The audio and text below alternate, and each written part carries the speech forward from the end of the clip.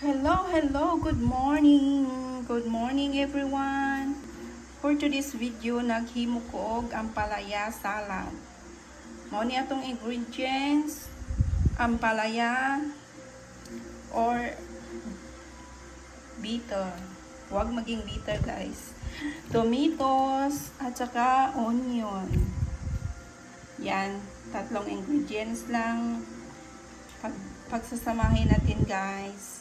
Una, syempre, is-slice natin tong ampalaya at saka itong tomato, then onions.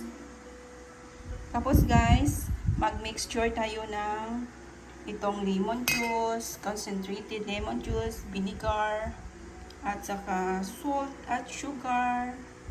Then, itong pepper salt, pepper powder, yan guys. Paghaluin natin yan. Tapos, ito na ang result. Pinaghalo ko na lahat yan. Masarap. No need na tayo magpika guys ng lagyan ng asin. Hindi siya mapait. Yan guys. Super yummy. Pwede lagyan natin ng tuna flakes. Additional, optional lang, pero pag wala, optional lang guys.